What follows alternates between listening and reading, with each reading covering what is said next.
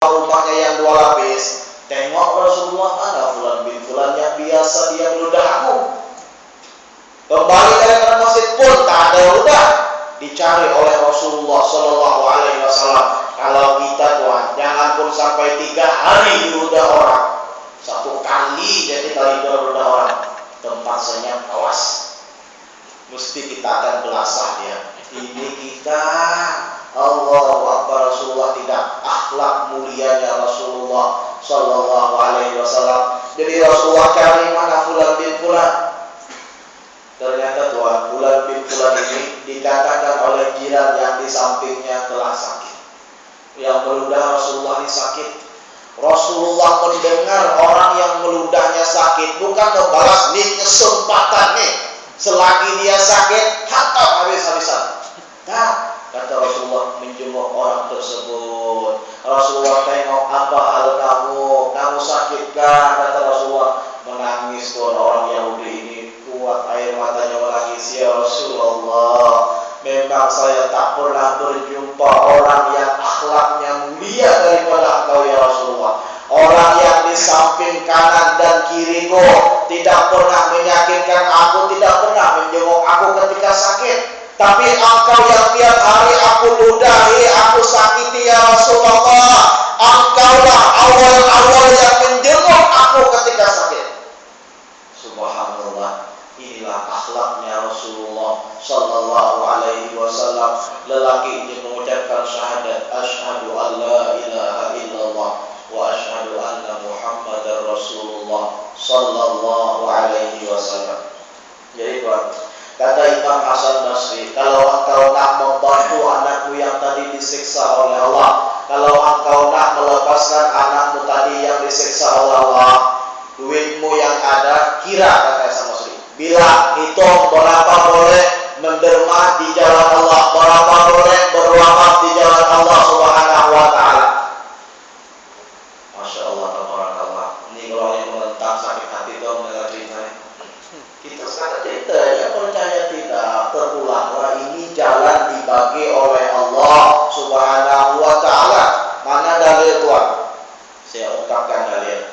Dalam surah As-Saffat, di akhir daripada surah As-Saffat, bahwasanya dengan kita menderma, berwakaf, menghadiahkan sesuatu dengan orang yang dalam kubur itu sampai dan boleh membantu. Mana dalil? Ya ayyuhalladzina amanu, wahai orang-orang yang beriman, kata Allah, hal adullukum ala tijaratin tunjikum min azabin alim.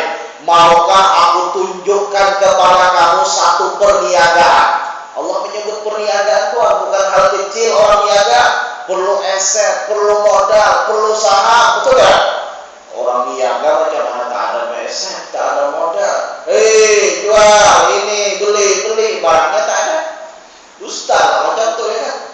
Sesiapa, kata Rasulullah, maukah saya tunjukkan satu perniagaan? Tunjikum min azabin alim, yang boleh melepaskan daripada azab Allah yang pedih. Ini dalil. Apa? Tu'minuna billahi wa rasulih, beriman dengan Allah dan Rasulullah. Maknanya termasuklah sembahyang, puasa, kemudian zakat, haji dan lain masuk sudah tu'minuna billahi wa rasulih. Bukan hanya dengan berwakaf masuk surga, itu salah, itu silap sangka. Niat yang pertama syaratnya tu'minuna billahi wa rasulih, beriman dengan Allah dan Rasulullah. Mesti sembahyang tidak ketinggalan, puasa pun oke. Lalu Allah menyebutkan syarat yang berikutnya, wa tujahiduna fi sabilillahi bi amwalikum wa anfusikum. Syarat yang kedua setelah beriman dengan Allah dan Rasulullah, kalau nak selamat daripada azabnya Allah, berjihad dengan harta dan jiwa kita. Itu ya syaratnya. Insyaallah kita akan dilepaskan oleh daripada azabnya Allah Subhanahu wa Ta'ala. Jadi ditengok daripada waktu jahidun, berjihad dengan harta ini, termasuklah orang-orang yang menjihadkan hartanya dengan menderma, berwakaf dengan di jalan Allah Subhanahu wa Ta'ala. Jadi patutlah, kata Hasan Basri, berapa engkau boleh menderma, berwakaf, niat untuk anakmu dalam kubur.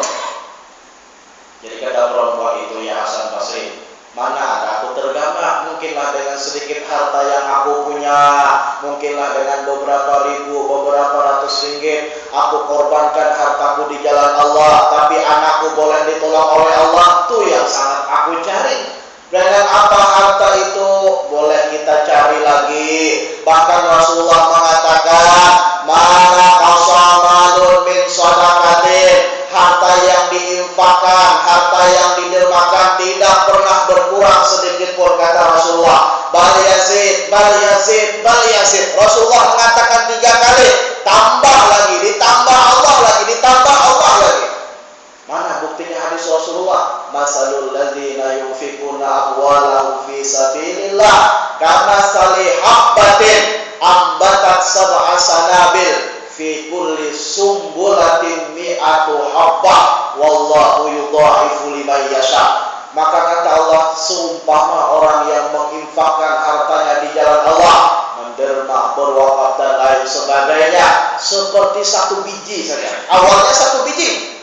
1 biji ini menumbuhkan 7 tangkai. Setiap tangkai berbuah sebanyak 100. 7 kali 100 sama dengan 700. 1 dibalas Allah 700 kali ganda. Jadi tuan-tuan dan puan-puan yang dirahmati oleh Allah Subhanahu wa taala, akhirnya perempuan ini dia kira dia infak di jalan Allah. Niat supaya anaknya tadi ditolong oleh Allah.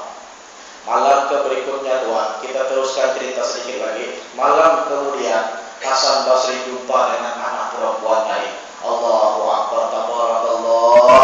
Yang dikatakan ibunya diazab oleh Allah, yang dikatakan ibunya disiksa oleh Allah. Malam berikutnya setelah ibunya membagi hartanya di jalan Allah untuk anaknya, dia kirim, dia hantarkan hadiahnya. Hasan Basri tengok anaknya sudah dirubah oleh Allah, penuh dengan keistimewaan, penuh dengan kemewahan, menggunakan mahkota dan lain sebagainya. Ditanya oleh Hasan Basri, apa sebab? Dia jawab, pertama, wahai Hasan Basri, sebab anakku, sebab ibuku telah membantu aku dengan menderma di jalan Allah. Dia niat untuk aku. Yang kedua ialah sebab salawat seseorang yang melintas dengan kubur kami, dia baca salawat kepada Rasulullah 1 kali, dia hadiahkan dengan kami yang di dalam kubur, semua buah kami diampunkan oleh Allah Subhanahu wa taala. Ini fadilah, kelebihan, keutamaan orang yang membagi hartanya di jalan Allah dan orang yang bersalawat kepada Rasulullah sallallahu alaihi wasallam. Jadi apa tuan? Keringkasan daripada kuliah, bahwasanya dengan semangat ma'al hijrah ini kita juga berhijrah kepada Allah Subhanahu wa taala. Daripada sifat yang tidak bagus kita baguskan, kita baiki betul-betul. Malas ibadah, rajin beribadah kepada Allah Subhanahu wa taala. Hijrahkan diri kita kepada Allah Subhanahu wa taala dan tanamkan semangat tahun baru ini supaya tahun baru ini lebih baik daripada tahun yang kemarin, daripada tahun yang lepas. Kita hisab, kita kira, kita hitung, muhasabah diri kita, macam mana tahun lepas kerjaan kita, tahun ini tambah lagi baik kepada Allah Subhanahu wa taala. Sebab Rasulullah mengatakan, sesiapa yang hari ini serupa dengan hari kemarin, ibadahnya, zakatnya, sedekahnya, ibadah lain sebagainya serupa dengan tahun lepas, itu termasuk orang yang rugi, kata Rasulullah sallallahu alaihi wasallam. Tapi apabila tahun ini lebih baik daripada tahun lepas, itulah orang yang beruntung, kata Rasulullah sallallahu alaihi wasallam. Jadi di akhir ceramah saya ada satu program, mungkin ada yang tahu juga, kalau saya pernah ada dengarlah, sudah ada masuk di sini, tapi saya tak kira-kira menawarkanlah sebab masjid ini lagi kita bina tuan. Masjid ini 3 lapis, jadi sedang pembinaan kubah dengan menara. Seperti gambar inilah keadaan masjid yang ada di Pasir Mas, Kelantan, di kawasan Tahfiz yang tempat saya mengajar. Jadi apa tujuan saya tuan? Apabila masjid ini siap, sebelum siap pun sudahlah, lapis pertama pelajar sudah 200 lebih sekarang menghafal Al-Quran. Dalam masjid ini ibadah, baca Quran, baca kitab dan lain sebagai activity kita kerjakan dalam masjid ini. Jadi apa yang saya tawarkan Tuhan, kalau tuan-tuan nak berwakaf, saya ada membawa CD wakaf 1 keping 50 ringgit. Mungkinlah tuan nak membantu orang tua, berwakaf untuk ayah, berwakaf untuk ibu atau siapa saja. Terpulanglah niat tuan masing-masing. Siapa nak kita wakafkan sambil niat berjihad dengan harta yang tadi dikatakan oleh Allah Subhanahu wa taala.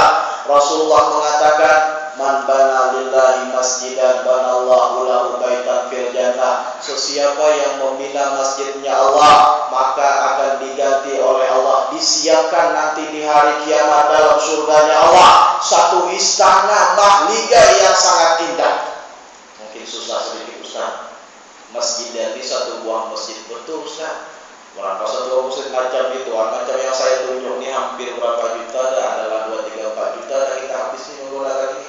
Kalau siap insya Allah, alhamdulillah.